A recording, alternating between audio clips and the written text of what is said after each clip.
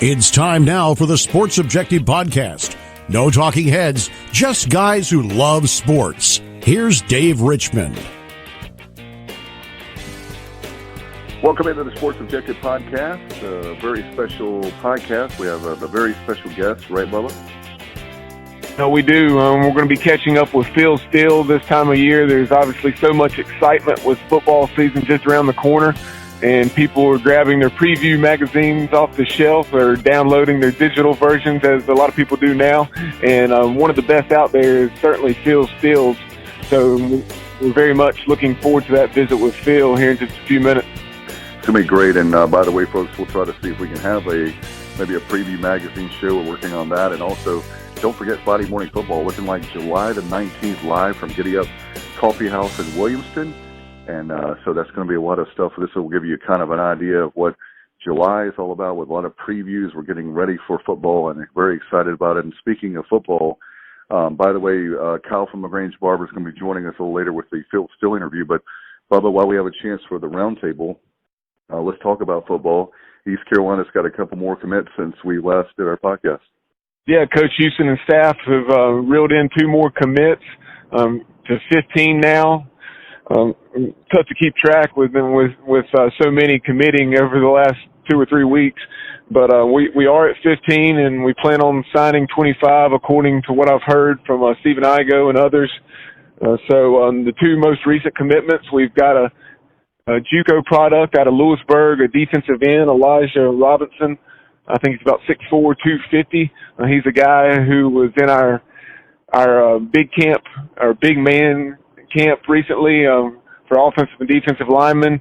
So those respective coaches, Coach Shank and company, I guess Coach Hansen, I should say. Coach Hansen had the opportunity to see what Elijah was all about, how he moves, and so forth. And I know that coach there at Lewisburg, obviously he's a little biased, but at the same time, he was talking about what a tremendous prospect Elijah Robinson is for the Pirates. And then we also got a wide receiver, which is our first offensive skill commit in this class thus far. And it's a guy, Tyler Savage, from the state of Virginia. And it's a guy that Drew Dudzik, one of our wide receiver coaches, our outside wide receivers coach, had a previous relationship with from James Madison and had been recruiting for 2+ years. So as you know, recruiting is largely about the relationships. And so that one is one that paid off in a big-time way with Drew Dudzik landing that commit from Tyler Savage, a 6'3" wide receiver. He also had offers from Temple and App State. And he had at least 10+ offers, but his FBS offers, to clarify, were from Temple and App State. You know, Bub, I wanted to chime in on Savage. You know, Tyler Savage, I saw Stephen Igo, and there's a video on, I know, Twitter and social media where he announced where he was going to go to school. Very cool idea, very well produced. Really love it. If you haven't had a chance to see it yet, folks, I don't know if you just type Tyler Savage or how you would find it, but it's an excellent, some of the folks I know, our listeners, are well educated in the social media universe and also just in general about Pirate Nation and about Pirate sports, but also probably in life as well. But Great video, awesome. Stephen Igo, I know that he had, I think he had retweeted. He had a thing about it. So make sure that if you get a chance, folks, see that. It's really awesome, and glad to have Tyler Savage aboard for the 2020 class. Yeah, a huge addition, literally and figuratively, but nice to have a good-sized wide receiver like that, and it's awesome to see how this class is shaping up thus far. Coach Houston and staff are about 60% of the way there toward their 25 hopeful commits prior, and they hope to have that pretty much locked up by the start of the season. Kind of shifting gears and talking a little Pirate baseball. We have 9 Pirates performing well in different summer leagues, and of course, kind of leading the way. The one you've heard the most about is, of course, Burley, Alec Burleson. He's with the USA Collegiate National Team. Last year we had Pack and Agnos in addition to head coach Cliff Godwin with that USA Collegiate National team, and now Burley has made that 26-man roster. Last year, a lot of those games were played on U.S. soil, and then there will be some this year played on U.S. soil, but there will be even more played. I believe they have games. I want to say it's Thailand and then maybe Tokyo, but a lot of those games are going to be played abroad this year. So a little bit more about some of the Pirates performing well in the various summer leagues. You have Dusty Baker. I believe he's in the CPL because he was on the CPL select team that played the USA Collegiate National team. Dusty's hitting the ball very well, batting over 300, and has 3 home runs with more than 10 driven in. You also have Thomas Francisco, who's hitting above 450, and he has a few doubles and really playing good baseball. And then you also have a guy in Bryson Worrell who had a strong start of the season and then really came on at the end of the season, hit a couple of mammoth shots in the Greenville Regional, one from the right-hand side and one from the left-hand side. And so Bryson Worrell, we heard time and again from Coach Godwin, Stephen Igo, and others that know this baseball program so well, how much talent that young man has. A local kid, and I believe Bryson's from Sims, North Carolina, I want to say. Yes. So yeah. Sims, North Carolina, which is right near Wilson for people in Wilson County, for people that don't know where Sims, North Carolina, know it very well. And if Pirate Nation, if you come to the Pirate games at Greenville, it's one of the exits right before Wilson, like the last exit before Wilson, heading on 264 East if you're heading to Greenville. So congratulate. I tell you, Bryson, the future is bright for Cliff Godwin. A lot of great arms, a lot of great bats, my friend. Oh, it most definitely is. Like we've talked, we're certainly reloading, not rebuilding by any stretch of the imagination. Yeah, we lost some very, very talented pieces in Spencer Brickhouse, Bryant Packard, Jake Agnos, etc. But we have guys coming in or guys already on campus that will pick up the slack. And speaking of that, how much talent do we have on hand? We have enough that Eric Sorensen, who's one of the D1 baseball writers, picked us as one of his 8 for Omaha in 2020. So that gives you an idea of what the outside perception is of this program and some of the talent that Coach Godwin, Coach Palumbo, Roselle, et cetera, have stockpiled here over the last several seasons. So in addition to that, kind of another baseball note, a former Pirate commit, a guy, Mackenzie Gore, and he went second overall here a couple years ago with the Padres. And Mackenzie, and he's in, I believe it's high A ball now, and he's performing very well with the Lake Elsinore Storm. In 72 and a third innings, he is 7-1 with a 1.12 ERA. So just remarkable numbers there from Mackenzie Gore. And in 72 and a third innings, he has struck out 101. So that's awesome to see. Hate that he couldn't pitch in the purple and gold, but certainly understood why he did what he did. And it's great to see that young man from Whiteville and a guy that Turner Brown played with back in high school having so much success with the Padres organization. Can't wait to see him pitch in the big leagues down the road. But something else, when I think about Mackenzie Gore, I think about that patented high leg kick that's so fluid with his motion. And anybody that has seen Mackenzie Gore pitch, be it in person or just a video on YouTube or what have you, certainly knows what I'm talking about. But that's something else that I thought was worth mentioning. And that performance that he had, those numbers earned him the spot on the cover of Baseball America in their most recent edition. And Dave, one more note about baseball. As far as recruiting goes, when the Pirates received the commitment for the 2022 class, yes. So a young man who just completed his freshman season in high school, a guy by the name of Colby Thorndike. He is from Fairmont High School, which is not too far from Lumberton, North Carolina. So he's a corner infielder And from everything that I've seen and heard, that's what he is, a young man that can really hit the baseball. And so he's someone that the Pirates have committed for that 2022 class. Great to hear that. And, that speaks volumes.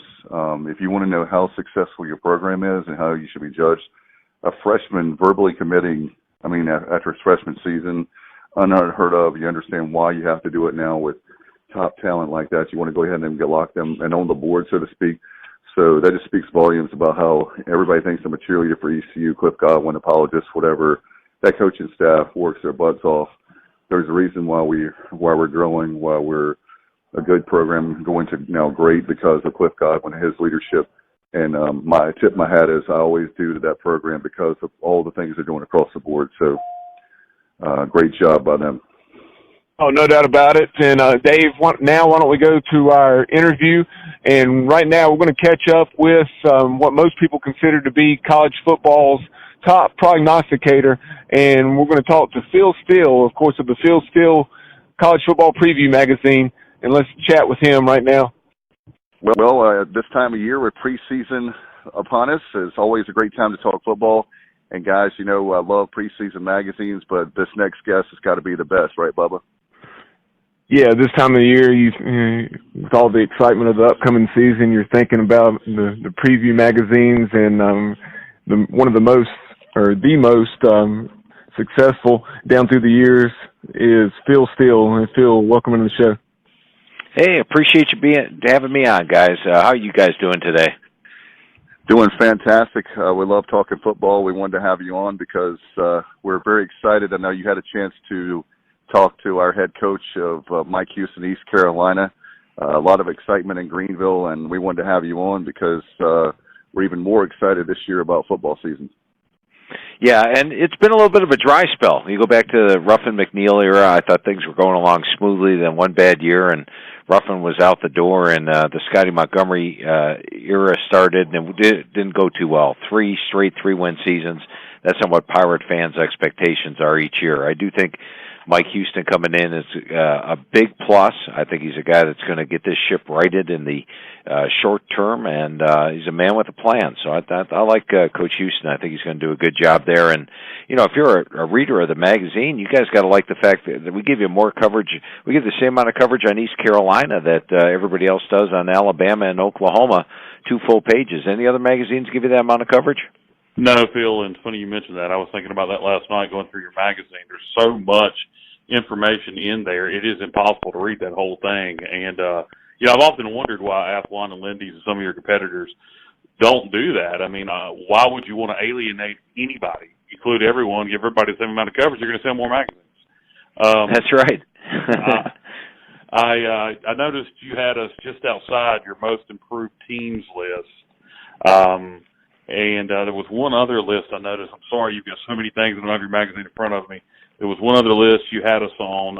Cannot think of it right now. Do you know off the top of your head? Yeah, there's actually 2 other lists that I had East Carolina on. One was the going up box for the toughest schedule. In other words, the schedule got easier this year. And the second one would be my turnovers equals turnaround, because East Carolina was minus 14 in turnovers last year. And that, believe it or not, guys, this is the 25th year of the magazine. That was my first article, my first analytic article I wrote was turnovers equals turnaround in that first magazine back in 1995. And it's proven true to form 75% of the time. Teams that have positive double-digit turnovers one year get a weaker record the next year, and those that had negative double-digit turnovers, like East Carolina did, have a more positive record the next year. And it's worked 75% of the time throughout the 25 years of the magazine. So if you're a Pirate fan, you can take those 2 charts to heart. Yeah, law of averages, things tend to equal out with turnovers. Another thing, then we'll move on from the Pirates unless you guys have something else to throw out about East Carolina. You have us picked the 5th in the East of the American, but in your write-up, you did say, you think we have a chance if things go our way to make a bowl game. So I guess, things go right, maybe 3rd or 4th in the East. Potential is there. You take a look, I watched the USF game last year as an example. I thought East Carolina was a better team pretty much throughout the entire game. 24-9 first down edge, 412 to 296 yard edge. Yet somehow, some way, ended up losing that game. But that shows that there's not much of a difference between USF and Houston, and East Carolina. With East Carolina, last year they were number 125 on my experience chart. This year they're all the way up at number 31. It's going to be a different type of offense. I think East Carolina's got an offense where they're going to run the football more. Holt Naylor is probably the perfect QB for that. He's got great size, can run well for his size. He's a really good athlete, and I think that's going to help the offense. When you run the football more, you keep the defense off the field, and it's just an all-around help. Plus, remember a couple of games last year that East Carolina lost, going back to that turnovers. The turnovers were a major factor in games, much like the UCF game, -5 in turnovers, and the USF game. I don't know if it was necessarily turnovers, but it was just one of those strange games. Yeah, it really was. That was a game that we really think on this year's schedule, and with that being at Dowdy-Ficklen, that the Pirates can certainly win.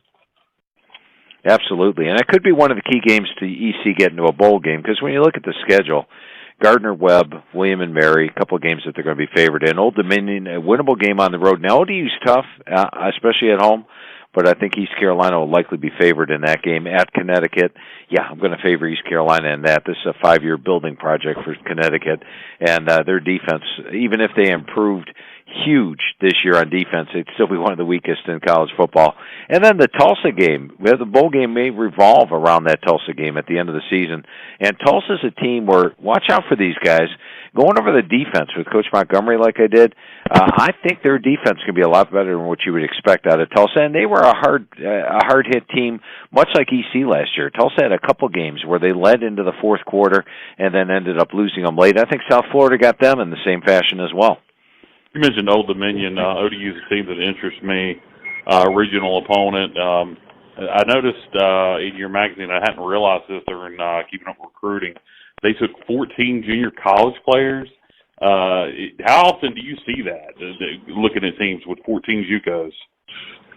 It's rare, and it depends on the recruiting class and what's available out there, I think. But, it's a pretty high number, especially for Bobby Wilder. He's been using a lot of freshmen in his tenure. So, and you guys are familiar with the defensive coordinator for Old Dominion this year. It's going to be David Blackwell, who I thought did a good job, especially the first half of the year last year. I thought EC had a good defense the first half of the year. When the season went awry at the end of the year, the defense went out the window as well. Phil, moving on to take a look at the American. Of course, it's been about UCF the last couple seasons, and the Knights 25-1 under Scott Frost and then Josh Heupel. And then on the west side of things, you have Memphis with Mike Norvell and the tremendous job he's done picking up where Justin Fuente left off. So talk a little bit about those clubs, because I know they're at the top of your G5 teams this year to vie for that Selection 6 Bowl. Yeah, and I think if either team runs the table this year, then they definitely will be that top team to get into the Group of 5 New Year's Day Bowl. I don't know if any team is going to survive the Group of 5 unbeaten this year, because when I look at Memphis, they're the team that I have up there, number one. They've got Brady White back at quarterback. They've got 8 starters back off the defense, and the defense played pretty well last year. I remember their games against UCF. Both times they blew big leads against UCF and came up short on the scoreboard. But when you look at Memphis this year, they do lose Henderson and off the offense, but Patrick Taylor is back. John Pop Williams is back at receiver, and as mentioned, 8 starters back on D, and they play my number 111 schedule. They will likely be favored in their first 9 games easily, be playing good ball. The biggest concerns I have are at Houston, at USF, could be very winnable, and that Cincinnati game might even be a preview of the AAC title game. It's going to be a big one at the end of the year. And with UCF, 8 starters back on offense. They lose a dynamic quarterback, a Mackenzie Milton, who they were pushing for the Heisman last year and really was the straw that stirred the drink. Brandon Winbush, though, is not a bad replacement. Adrian Killen's back at running back. Defensively, they only have 5 starters back, but had an underrated defense last year as well. Now, they've got a 5-game stretch where they have to play Florida Atlantic on the road, Stanford at home, at Pitt, and forget the Connecticut game, at Cincinnati. Those 3 road games in 4 or 5 weeks and the Stanford game, if they come out of that unscathed, then I think UCF's got a great shot running the table and being that New Year's team. But I'll throw one other team out there, and that's Cincinnati. Love the job that Luke Fickell is doing with the Bearcats. He's got 7 starters back on offense, 7 on D, a secondary that's got Kobe Bryant at corner, James Wiggins at free safety. He's got one of the best punters in the country in James Smith, Desmond Ritter at quarterback, the running back core of Warren, Dokes, and Thomas. And they get that UCF game at home. That might be the key to deciding the AAC East this year. Phil, I wanted to... Go ahead, Kyle. I'm sorry. All right. Sorry about that, Bubba. Phil, I want to step outside of the American for a moment and talk about a former conference mate of East Carolina. A lot of East Carolina fans keep up with old Conference USA foes, and one of my favorite teams to follow is Southern Miss. USM this year, I believe they were number 6 in your experience chart, and you haven't picked to win the West. Southern Miss's defense was phenomenal last year, but their offense was dreadful. They turned the ball over a lot and just couldn't score. I think if their offense is improved with that defense they have, they could be special. Yeah, I'm in agreement with you. Going over the team with Coach Hobson this year, when we went down the defense, I got off the phone. I said, well, there's your best defense in CUSA. I mean, players like DQ Thomas at nickelback, Ty Williams at corner, Hemby at free safety. They are loaded with 6 starters back, but they're probably even more experienced than that. They do lose just 9 lettermen off the defensive side of the ball. And offensively, you got to think there's going to be improvement. 10 starters are back. Abraham's back at QB. He's an accurate passer. He's cerebral, he's intelligent, and mechanically he throws the ball well. Now, he's not going to throw the ball 100 yards down the field, but I think he's a good fit for the offense. And, as you mentioned, they need to not turn the ball over like they did last year, and I think Abraham will get that corrected, improve upon his 15-10 ratio. So this is a team where I think when you look at the West, guys, Southern Miss, I've got them an underdog in 2 games, at Louisiana Tech, at Florida Atlantic. UAB, I've got them an underdog in 2 games, at Southern Miss, at North Texas. North Texas got an underdog in 2 games, at Louisiana Tech, at Southern Miss, and Louisiana Tech 2 games, Marshall and UAB. I actually have all 4 teams tying for the West, but I think Southern Miss is the one that ends up breaking the tiebreaker and coming out the winner. And when in doubt, I always go with the best defense, and Southern Miss is loaded on that side of the ball. Phil, we've already talked about Memphis, UCF, and Cincinnati. Those are 3 of your top 5 non-P5 schools this year. You also have FAU that's looking for a bounce back in year 3 of Lane Kiffin, and of course you have DeAndre Francois coming in there, and then you also have Boise State, who's always strong. Brian Harsin having done nothing but continue and build upon the success of Chris Peterson. But then also in the Mountain West, something that needs to be mentioned is what Jeff Tedford's done at Fresno State, his alma mater. And he took over a 1-11 program, and all he's done is go 10-4, 12-2 the last 2 years. Yeah, absolutely. Now, the first thing that surprised me a little bit was that Francois actually changed his mind. He's not going to be going to Florida Atlantic this year. That came out about a week ago, so it was after the magazine came out. But I still am very high on FAU. I love the bounce-back teams. Sort of like the stock market indicator that I have in the magazine, shows you that teams that take a dip, an unexpected dip, usually bounce back and bounce back big. And I still think FAU can win their division. They get Marshall at home, which is going to be a key game for them. Now, you took out to the Mountain West there, and you touched on it. Boise is a team that this could be Brian Harsin's best team. I know he loses his quarterback, but I'm projecting a true Frosch and Hank Bachmeyer to step in there and potentially win the job and be the next 4-year starter at QB. It worked well with Brett Rippon, who started as a true freshman. So I'm thinking they could go that respect. But you look at them, offensive line, they've got 3 NFL caliber offensive linemen there, and that's going to help the new quarterback. And also Boise can win on the road, and their road games this year, Utah State winnable, but UNLV, San Jose, Colorado State, all winnable category, which means they get the toughest teams at home. And we're talking about Air Force. But you go to Jeff Tedford in Fresno State, and wow, if you flip to my magazine back in the awards section, you see that my national coach of the year last year was Jeff Tedford. And Fresno became the first team in NCAA history to go from double-digit losses in one season to back-to-back double-digit win seasons. And last year they were, they've been fairly experienced the last 2 years. This year they dropped to number 129. So it's going to be interesting to see what Fresno can do. They only have 9 returning starters overall, but it's interesting talking to Coach Tedford. Last year they lost their defensive coordinator. I said, wow, I mean, your defense was so improved under him. I really wonder what's going to happen now. He's like, you know what? We planned for people to leave. So they had plans, and they had the assistant coaches, and guess what? Their defense was even better last year. So despite having just 9 starters back, I really have great respect for Coach Tedford as the head guy, and I think he's going to have Fresno contending. Now, they do have to play San Diego State on the road this year, and I believe they also pull Boise. No, they don't pull Boise. I just looked at the schedule. But they play San Diego State on the road this year, and that's the reason that I picked them second in the West. Phil, we had to be all over the place, but your magazine covers it all. I want to get back here regionally in the Carolinas, where most of our listener base is. Can you talk about what do you think about the ACC schools in the Carolinas and Appalachian State there in the Sun Belt?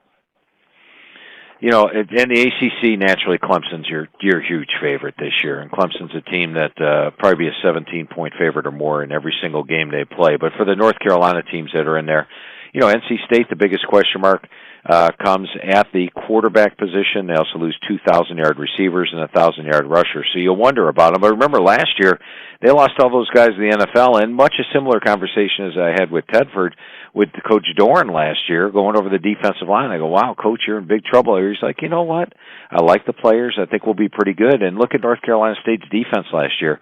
They actually went from allowing 25.2 points per game to 24.9, despite losing all those defensive linemen. So despite losing their quarterback, 1,000-yard rusher, and 2,000-yard receivers, I think Dave Dorn will have this team good, not as potent, but pretty close offensively, and they have a threat to move up a little bit in the Atlantic. I've got them tied for third right now in the Atlantic Division. Then Wake Forest is a team where Dave Clawson's just doing a great job every year, and every year he needles me because I never pick Wake to make it to the bowls, and this year I finally did for him. He said, you know, I'm still waiting for the year you pick us.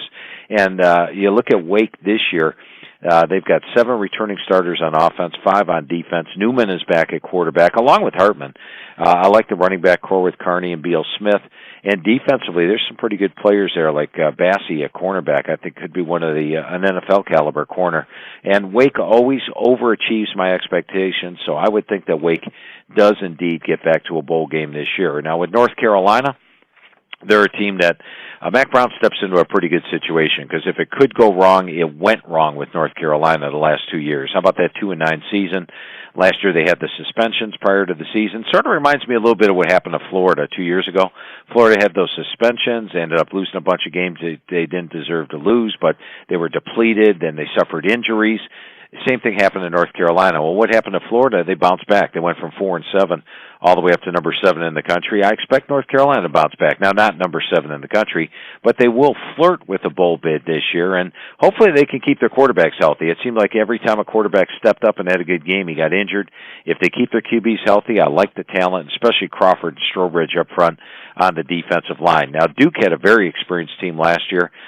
This year they dropped to just 12 returning starters, and they lose an NFL first-round draft pick at quarterback. Sort of reminds me when Cutcliffe was at Tennessee. He lost Peyton Manning, brings in his replacement, more of a running quarterback in T. Martin, and they still did well. He adapts the offense. He'll adapt the offense to fit Quentin Harris.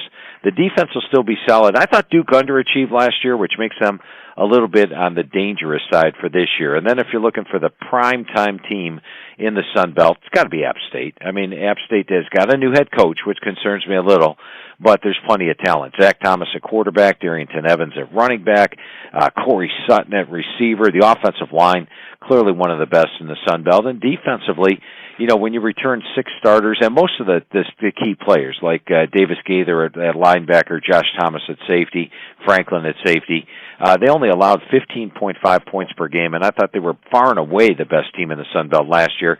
Even if they take a slight step back with the new head coach learning the new offense, or with the players learning new offense, defense, and coaches learning the players, I think they're still the cream of the crop of the Sun Belt Conference.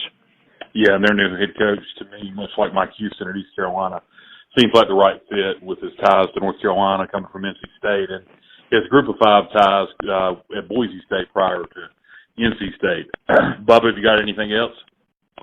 Yeah, that's what Phil, when we were talking about a lot of the ACC programs, I noticed how you have a big turnaround projected for Willie Taggart and the Seminoles down at Florida State. So talk about them, and I know you project them to be right there, not necessarily contending with Clemson, but second in the Atlantic Division. Yeah, and I'll give you a little history on the most improved team list in my magazine.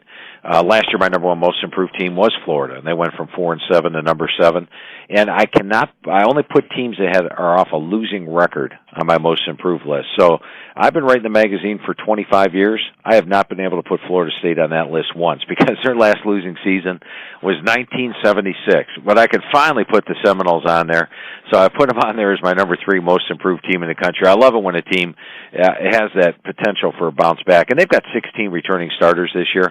You know, talking to Coach Taggart last year prior to the season, he was really high on Kalen Laybourne, a running back, and then he goes and gets injured second week of the year, and they had all kinds of things happen during the course of the year, and it really snowballed into an ugly season. Now, I will have Coach Taggart on my hot seat list, but for the record, I think he gets off there rather quickly. I like the depth of this year's squad.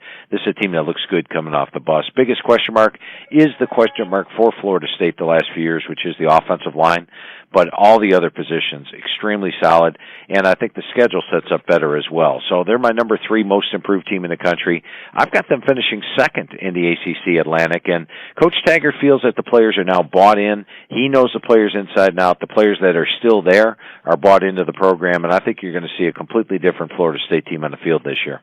Do you know if, talking to Coach Taggart, is he going to let Kendall Briles have full control of that offense? Yeah, he definitely will. And Kendall Briles is a perfect guy to put in charge of that. I think Briles has done a good job everywhere he has been as an offensive coordinator, and I think he's got talent to work with. Phil, I also wanted to ask you nationally, and I know Nebraska is your number 1 most improved team, and that wasn't a huge surprise to me. Obviously, they got it going late in the year last year under Coach Frost. So talk a little bit about the Huskers, and then one that did surprised me a little more was the Miami Hurricanes. Manny Diaz, after being the head coach at Temple for a week and a half, came back to his roots there in South Beach. And so talk about what you see for the Hurricanes. Yeah, I'll start with Nebraska. And, you know, Nebraska is a team where Scott Frost inherited a pass-happy offense and then tried to incorporate the spread offense. And it took some time. They averaged 23 points per game the first 6 games. But over the last 6 games, 37 points per game. So I like that. I like the fact Adrian Martinez is there. It's now the second year of the switch of the offense, so the players are going to be better acclimated to it. They still have a guy like J.D. Spielman, a receiver, outstanding left tackle like Brendan Jameis. So I think they're going to be good offensively. And defensively, it's not the black shirt defense. They've given up over 430 yards per game the last 2 years, but I think they'll be an improved defense. And so with Nebraska, you know, they have Michigan and Michigan State drop off the schedule. They also avoid Penn State a second straight year, and last year they gave Ohio State everything they wanted in Columbus, and now they get them at home. And then the biggest thing, I think the West is a wide-open division. They get the 3 toughest teams. I'm talking about Iowa, Wisconsin, Northwestern, all at home. I've actually got Nebraska going from 4-8 to winning the Big Ten West this year, so very high on them. And with Miami, generally when you get a new head coach, there's always a learning curve. They've got to learn the players' strengths and weaknesses. Players have to learn new systems. But in Miami's case, that learning curve is not there. Manny Diaz, despite his long tenure at Temple, has been at Miami the last 4 years. And his defense, there was no problem with the defense last year. They gave up 279 yards per game, 19.5 points per game. They've got 6 starters back, including the 3 linebackers that have been there forever. I'm talking about Pinckney, Quarterman, McLeod. Bandy's back as a star shutdown corner, and Bubba Bolden is added from USC. So this is a very talented top 10 defense. Offensively, when I talked to Coach Diaz, went over the team with them, he was extremely high on the hire of offensive coordinator Dan Enos. He thinks he's going to come in and do a good job. And, you know, defensive coordinators usually have a pretty good feel for offensive coordinators because they have to take them on. And he was extremely high on Enos. I think they get better play out of their quarterbacks. How can they not? 50% completions last year, basically, 14 interceptions. Tate Martell, Nico Superi, but whoever wins the job, I think it'll be Martell, should have a better year, make their offense at least a slightly above average and go along with the top 10 defense. And a schedule where, you know, they play North Carolina on the road September 7th. They don't go on the road again until October the 26th. It's a good schedule, one I rate number 69 in the country, and I'm actually picking Miami to win the Coastal and get to the ACC title game. Phil, that's great stuff. We really appreciate your time. You've been very generous. And before we let you go, will you go ahead and tell people how to follow you on Twitter and where they can pick up your magazine? I appreciate that. The magazine's 352 pages, gives you 3 to 4 times the amount of information. And as mentioned, if you're an East Carolina fan, you have to pick one up. 2 full pages. I give you the same amount of coverage on East Carolina that I do on Oklahoma and Alabama. You can get it right now at Barnes & Noble, Walmart, Books A Million, CVS, Target, Walgreens, Public, places like that. You can also go to the website, which is philsteele.com. That's STEELE.com, STEELE.com. And when you go there, you can go to the store and pick up the hard copy, or go to Digital Magazines up in the upper left-hand corner. And when you go to Digital Magazines, it'll show you how you can sign up for it on your iPad, your iPhone, your Android device, your Kindle device, or even your computer. And once you buy it on one of those, you get them on all. So that's philsteele.com. And finally, give me a follow on Twitter. It's at philsteele042, at philsteele042. Phil, we really appreciate it. Thank you, Phil. I grabbed my copy at Books A Million the other day, and I've already dove in head first, and great stuff, and we certainly look forward to having you back on down the road during the season. Sounds great. Great talking Pirate football with you guys today. Really had a lot of fun. Appreciate Phil Steele very much. My gosh, that's one of the biggest guests we've had. We've had a lot of great ones. That's a huge one. Appreciate his time so much. And, Bubba, I was disappointed with the interview, not because of Phil. I was disappointed because obviously that's kind of the interview you're enjoying so much. And then when you want to energize the bunny, you want to keep going and going. But we obviously wanted to respect his time and not overstay our welcome, so to speak. So thank you, Phil. And I'm sure we'll have him back on. And I know we have Antonio Castro coming on from the Phil Steele magazine, folks. He's the editor of, I believe it was this Big Ten and American, right, Bubba? Yep, Antonio does a tremendous job, and he covers the American, the Big Ten, and then also I think he covers the Big 12 as well. That's right. It's Big 12. It's the Bigs and American, so which is big. But anyway, he was fantastic with us last year, coming on, kind of giving us a little bit of a preview for Phil Steele. Phil came on, plus we have that. And a reminder, folks, again, about Friday morning football coming up Friday, the July 19th, live from Giddy Up Coffee House in Williamston. You don't want to miss it. It's going to be fantastic. We're working on things behind the scenes. I'm just really excited about it, Bubba. Yep, that will be an awful lot of fun talking football at 3 different levels. We'll touch on area high school teams and even across the state of North Carolina, as we did a year ago, with a very thorough preview of the East and the West. But we'll also talk college football, not only FBS, but we'll dip in and we'll probably take a look at the Division II programs in our state as well, and then we'll also talk, of course, some NFL football with the Carolina Panthers, Washington Redskins, and otherwise. Very excited about that. So again, mark your calendars down, folks. Friday morning football, July the 19th, live from Giddy Up Coffee House in Williamston. And by the way, folks, Giddy Up is awesome. Laura Lynn, the owner, she has locations in Washington and Williamston. So our good friends like Pirate Al, that's in Washington, the original Washington. Some people say Little Washington. I love it very much. Great waterfront there. Make sure you check out Giddy Up in Washington and Williamston. We're going to be from the Williamston location. I literally could walk there, very close there, about 2 or 3 blocks away from that, from the coffee house, one of my favorite hangouts. Bubba, we could talk about it a long time, but we'll have that coming up in a couple weeks. Let's talk now about college football. I just want to get your thoughts on the college football landscape. There were so many questions I had, but again, and I know the same thing with Kyle and yourself that we could ask, but what were your takeaways and maybe some things that you want to talk about with college football coming up? It's a couple months away. Yeah, when you look at the national landscape, of course, you're going to talk about Alabama, Clemson, Georgia. One of Phil Steele's Final Four teams is Michigan, and I think that's probably a pretty good pick. So they do have a new offensive coordinator in Josh Gaddis, but they have an experienced quarterback in Shea Patterson coming back. And, of course, you had the coaching change down in Columbus.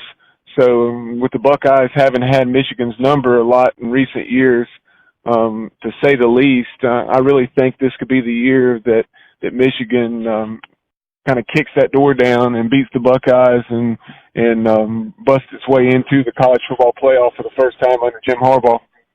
I really like Harbaugh, and I think he's a fantastic coach. And I don't know the circumstances there in Ann Arbor, but I get what it means to be Big Blue as far as, like, that's a really big deal. That's a really big coaching job. It's your alma mater. Some people may say it's fair criticism. I don't know. And you always hear about how coaches get too much credit, too much blame. But I think if you got to listen to Phil Steele on that. I think that I know this understatement of the century to say that Michigan is due, but I do think that that Harbaugh has done a nice job building the program. And sometimes things take time. Sometimes things take longer than you expect. It could happen here at East Carolina as well with Mike Houston. We don't know that yet. I'm not negative Nelly. I'm just saying you don't know what's going to happen until you play the games and go through that. And sometimes it takes a little bit longer. So we'll see how it turns out. But I do think that's a sexy pick, a surprise pick. But then, yeah, it really shouldn't be a surprise if you think about Harbaugh has been a winner everywhere he's been. No doubt about it. Something else that stood out from the interview and just his magazine in general is Phil picking Memphis to actually be the Group of Five's top team instead of UCF. He has UCF number 2. And Memphis they've been very solid in recent years, winning, I think it's 8, 10, and then 8 games. So 26 total wins over the last 3 seasons under Mike Norvell since he came over from Arizona State and took over for Justin Fuente. But with what Norvell has continued on there in Memphis and added to, I really I could see that pick for sure, and it would be good for the league for sure to see us get back to another New Year's 6 bowl game, and he had Memphis playing Tom Herman and the Texas Longhorns out in the Cotton Bowl. I thought that was the pick of the West last year, but the funny thing is, Bubba, you think about this. How crazy is it? You want to talk about a team, I think the UCF has overshadowed is Memphis. When you look at the year before last, that American Championship game was off the charts. But just the fact that when you have a team like UCF that has that miracle run over the last 2 seasons, 25-1, I don't think we really soaked that up about how big a deal that was over the last 2 seasons. And I think the team like Memphis, they're being overshadowed a little bit. What I mean by that is their success has been a lot bigger than what people realize, because you have a team like UCF and Orlando that's going 25-1 over 2 seasons. So that's not something that happens every day. Mike Norvell, I think, is a tremendous coach. I really like him a lot, and we're going to try to get Peter Edmiston back on for local Memphis radio there. Does an excellent job, and I think that we'll find out more about that. And also maybe we can talk about basketball recruiting, number 1 in the country with Penny Hardaway. Who knew? There's a tremendous basketball town. Nobody saw the number 1 recruiting class coming, even though you have James Wiseman. But anyway, talking about football, I really like Memphis, and I just think that they've got something special going on there. And Norvell, I don't think gets enough credit, and it's because, again, of UCF. Yeah, no doubt about it. He's done a heck of a job continuing on and, like I said, adding to and building upon what Justin Fuente got started several years ago. But in addition to that, we touched on a lot of Group of Five programs, and another interesting topic of conversation was what Brian Harsin at Boise State, former Bronco quarterback, and then also Jeff Tedford at his alma mater, Fresno State, what those 2 coaches have done at their respective alma maters. And obviously Boise State's been strong for years and years, and Brian Harsin has continued that on. And then Jeff Tedford, like we discussed in the interview, took over a 1-11 program, and all he's done is win 22 ball games the last 2 years. And if that name sounds familiar, if you're a diehard college football fan, it should. That's because he had all those years of success at Cal before the Golden Bears decided to part ways with him a few years ago, and they certainly have not been the same since. No, they haven't, Bubba. You made a very excellent point there, because Cal was kind of like on the rise and one of those surprise kind of teams, and you're like, wow, not on your radar. All of a sudden they're on your radar, and now they're not on the radar again. And, coaches have sometimes people, we've seen that at East Carolina. We're not getting specifics because we're not but that's not the podcast is about, where ADs and coaches don't get along, and on and on and on. Administrative people don't get along with coaches and whatever, and next thing you know, they get rid of a coach they shouldn't get rid of, whatever the case may be, or even administrations getting rid of ADs they shouldn't get rid of. We've seen that locally and across the country, crazy stuff like that, and it's a shame because Cal is one of those schools that you would probably would think that they should be better than they are. Let's just put it that way. Yeah, no doubt about it. And something else that really jumped out at me is not only does he expect Scott Frost to do well at Nebraska this year, he expects them to win the Big Ten West and get into a New Year's Six Bowl. So that was something that really jumped out to me as well. Yeah, I really like Scott Frost. Obviously, maybe I'm biased because I love the American. He's going back to his alma mater. The way they finished last year, as we talked about a couple of times already on the podcast, and I just feel like the guy's a winner. And you've got Nebraska. I'm not saying like we were talking a week or so ago with Nebraska guy. It's not about that they want to win national championship, but at the same time they should be winning a lot of games and maybe sometimes competing for a national championship. I think that's more fair about the Cornhuskers, and who better to do it than one of the hottest young coaches in America, and he went to Lincoln, to Nebraska. So I really like those. That's one of the storylines. I'll tell you another one, Bubba, that maybe I should have gone to West Point, or maybe I did in a previous life. I always had a lot of respect for Army. Really love what Coach Monken's doing. I keep hearing over and over again, different magazines, different people, including SiriusXM, ESPNU Radio, how they feel like that Army is going to be one of the top 15 football stories in America. That remains to be seen, but I really like Coach Monken. He came on our podcast for the Army-Navy game. What a class act, and I tell you what, as long as they have Jeff Monken there, I know there's good years and bad years, but I don't think they're going to have one of those terrible years like 1, 2, or 3 wins like they've had in the past. No, I definitely don't expect anything like that to occur. I mean, sometimes things happen. Like Navy's been so consistent under Ken Niumatalolo, and that program only won 3 games last year. They had a boatload of injuries from what I recall. So you're going to have years where stuff like that happens. But yeah, I fully expect Army to continue to be a consistent winner. We also, I know podcasts in the past, Kyle has made it very clear how big of a fan he is of Chris Creighton and what he's done at Eastern Michigan, and rightfully so. I'm very interested to see how former Florida coach Jim McElwain, who left there under some a little bit of scrutiny, and I don't know how just or unjust that was, not close enough to the situation and don't know all the information, obviously, but I'm very interested to see how he does in his first season with Central Michigan. It was very bizarre in Gainesville when that happened. I like McElwain. I thought he was, tremendous coach. I think that was a situation where it's funny you brought that up about how we were just talking about personalities. I don't think he got along with AD. I think that might be speaking an understatement of the century. He doesn't get along with AD, so that's a situation where it's a personality conflict, and sometimes you have to be a big boy and not some of the kids today, college kids say butthurt.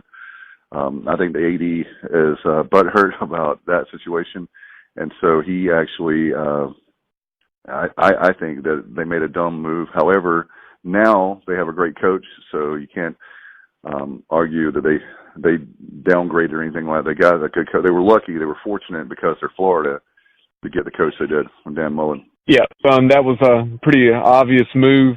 Dan Mullen had been there, of course, under Urban Meyer, and then with what he had built in Starkville, that Mississippi State program was so consistent year in, year out. Dan Mullen was not only known as just a good football coach overall, but Florida had struggled pretty mightily, despite Coach McElwain winning the SEC East in consecutive seasons. Their offense had not been what they were accustomed to there in Gainesville. And with Dan Mullen's background and the way he had developed quarterbacks, you saw a tremendous improvement and just an extreme amount of progress with Felipe Franks last season. And so it's very it is going to be very interesting, to see how things go in year 2 of Dan Mullen down there in Gainesville. It really was. I mean, that Florida is going to be a good program, and I know Kyle said it too. I love Dan Mullen. I think he's a fantastic coach, and they might be. I think we've had people on this said I think they might be a year away from what you can expect, what the expectations are at the Swamp and Gainesville, but you definitely can't argue against them. And the SEC is tremendous every single year. Bubba, I want to get your take on Phil Steele talking about specifically ACC teams. What did you think about? I know listeners love the ACC, so some of them don't. But what did you think about the ACC? As far as the ACC is concerned, I do think his point regarding North Carolina, it had kind of been a perfect storm. And what I mean by that, in terms of the Tar Heels, they had an awful lot work against them here the last couple of years under Larry Fedora. They were certainly not nearly as bad as their record. But at the same time, it did not surprise me after 3-9 and 2-9 seasons that they pulled the trigger and made a move there. And it didn't surprise me, given the success they had previously under Mac Brown and him, even though he had been out of coaching since, I guess, 2013 or something. He had been out of the business 6-7 years or whatever. So, but with his personality, he seems like the ideal CEO, and he obviously knows the landscape there, even though it's, I'm sure, changed some since he left more than 20 years ago to go to Texas. But that did not surprise me at all with Mac Brown's return. Also with the ACC, he was talking about the quarterback change that we have in Durham with Duke, with Daniel Jones moving on to the New York Giants. But with David Cutcliffe and the way he finds a way to win, I really think the Blue Devils will still be in a bowl this year and could surprise some people. As far as NC State, Dave Doran has certainly stockpiled a lot of talent there, as we know, and it'll be interesting to see if he can take any steps, especially given a lot of at least 2, maybe more coaching staff changes, a new quarterback. See how they can maybe make a little progress as far as continuing with Clemson in the Atlantic Division. And in terms of Wake Forest, Dave Clawson has done just an excellent job wherever he's been as a head coach. He's really known as a program builder, be it at Richmond or Bowling Green, and he did an excellent job those 2 places. And I thought that was a tremendous hire by Wake Forest when they got him. Oh yeah. And so I fully expect the Deacons to be very competitive as they have been in recent years under Coach Clawson. And as far as the ACC as a whole, you obviously like Clemson in the Atlantic. That goes without saying. And then the Coastal has been kind of up for grabs. The Hokies were down a year ago, and but I still like the Hokies. They're probably as good as anybody in the Coastal Division, and there are other teams that can certainly be right there and win the Coastal, as we saw with Pittsburgh a season ago, even though they had, I guess, a 7-5 record. Yeah, the Coastal has been a kind of a carnivore kind of thing where you have, I would argue, probably evenly matched teams, some less than par and then maybe evenly matched, but it remains to be seen. I'll have to look at the rosters and everything, get more educated on Virginia Tech. I know North Carolina's rebuilding. Like you said, Duke, he felt like, and Duke felt like as a whole, David Cutcliffe, they underperformed last year. You look at NC State. Well, you're talking about the Coastal itself. Look at Bronco Mendenhall with Virginia. There's just a lot of, and another thing surprisingly was with Willie Taggart in Florida State. He likes them to bounce back, and this is kind of like one of those things, a do or die moment for Taggart. If he doesn't do not only a bowl game, but you're looking at, I would think, at least 8-9 wins to keep his job. I could be wrong on that, but that's my gut feeling in Tallahassee.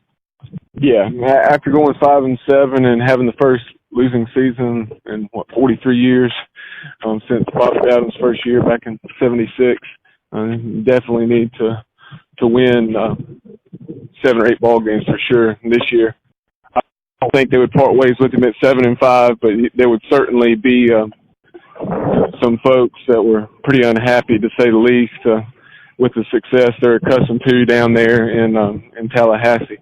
But Dave, you want to promote some of our upcoming content and then go ahead and wrap things up? Yeah, we can do that. I actually want to talk about, we told you about, of course, about Giddy Up Coffee House, and we're live there for Friday Morning Football, July the 19th.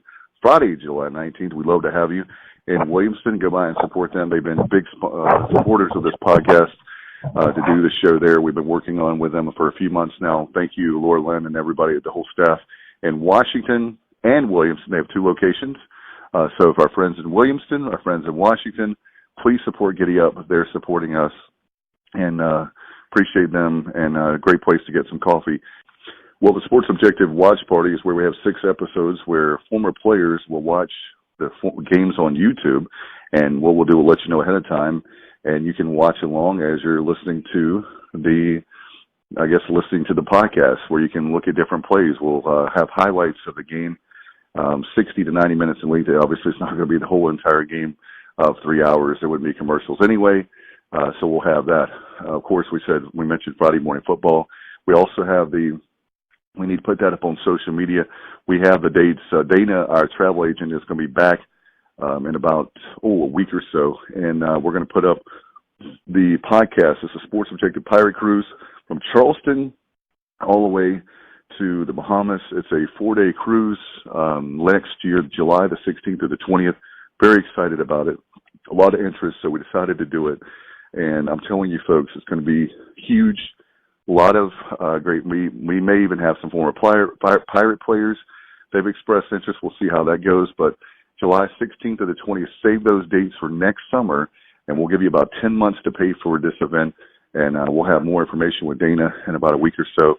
But we'll try to go ahead and put that up on social media as soon as possible on the Sports Objective page. Okay? So we have that to talk about, and very excited about that. It's going to be a lot of fun. We also have 50 Pirates of 50 Days starting July the 12th all the way up to August the 30th. Very excited about that. We already have been talking to players and just tremendous, tremendous people that wore the purple and gold over the last, 80 years or whatever it's been, a long time. Since the 30s, we'll have since 1932, I guess it's 87 seasons, something like that.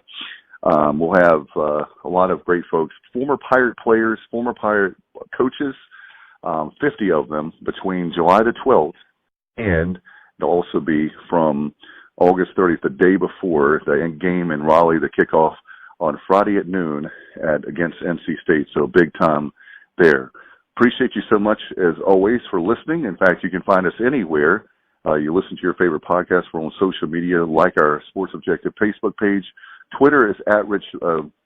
Actually, let's get ready to get mine. Mine is Richmond David, but it's @TheSportsOBJ is for Twitter, and Instagram is @TheSportsObjective. We appreciate you so much. We had another record-breaking month, around 4,700 listens. So appreciate you very much. We're not bragging. We're surprised and grateful, and just want to give our gratitude to all the listeners out there and the people listening to this podcast. It's spreading like wildfire. We've got some great guests coming up.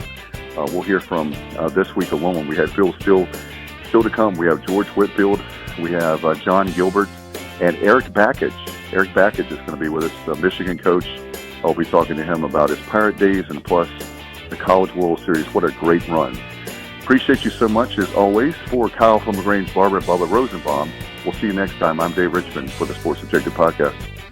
You've been listening to the Sports Objective Podcast. Join us next time as the guys will be objective, and the objective is sports.